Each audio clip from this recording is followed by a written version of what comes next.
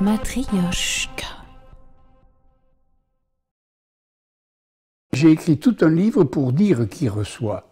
Et je l'ai appelé Petite Poussette. Vous vous rappelez? Ouais, c'est-à-dire qu'aujourd'hui, oui, oui, c'est ça.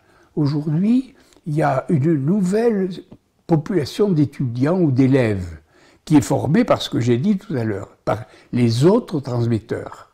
Et par conséquent, il faut tenir compte beaucoup du fait que ces braves gens ne sont pas formés par l'école, mais par la majorité dont je parlais tout à l'heure.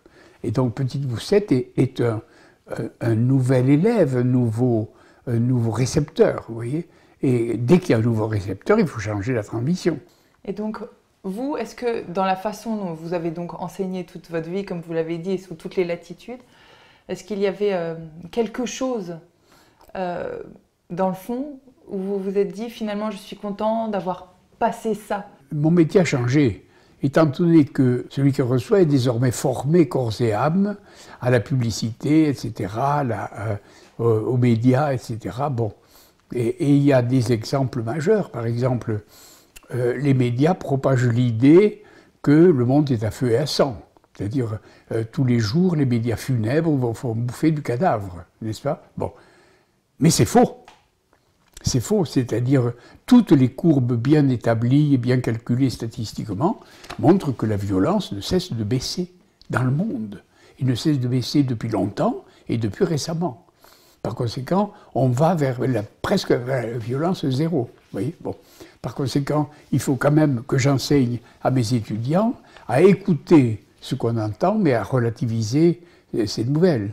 Vous faites les courses quelquefois, à la fois pour vous habiller ou pour nourrir au grand marché, dans les supermarchés. Très bien.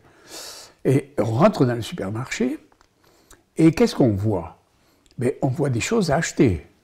Mais ces choses ont perdu leur nom commun. Il n'y a plus que des marques. Vous n'achetez pas du jus de tomate, vous achetez du ketchup. C'est-à-dire le nom propre a remplacé le nom commun. Et par conséquent, il y a une dérive du vocabulaire qui fait que la publicité fait la chasse au nom commun et que maintenant, dans les copies d'élèves, on ne voit plus chemise, pantalon, etc. On voit les marques à la place. Vous voyez ce que je veux dire? Là, la transmission est une transmission qui est différente selon qui transmet. Lorsque nous transmettons, nous avons un peu le devoir de réveiller celui qui reçoit. Comment j'explique à mes enfants que c'est un problème aujourd'hui de voir le monde au travers des marques et plus au travers de ce que les choses sont? Pourquoi finalement? Lorsque j'étais petit, puisque vous me demandez de parler de moi, j'étais pensionnaire dans les établissements scolaires. Et avant la rentrée des classes en octobre, ma maman cousait sur mes chemises et mes pantalons, au fil rouge, mes initiales. Pourquoi? Parce qu'on allait à la buanderie, il fallait bien reconnaître quelle était sa chemise, etc. Par conséquent, la marque, c'est ça une marque. La marque montre qu'il y a droit de propriété, n'est-ce pas? Cette chemise est à moi parce qu'il y a une marque dessus qui est moi. Oui.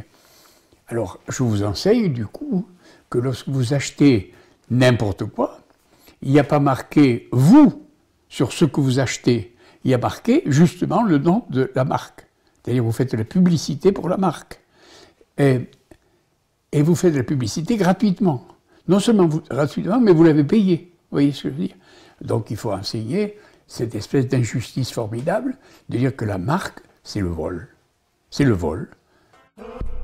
Matryoshka.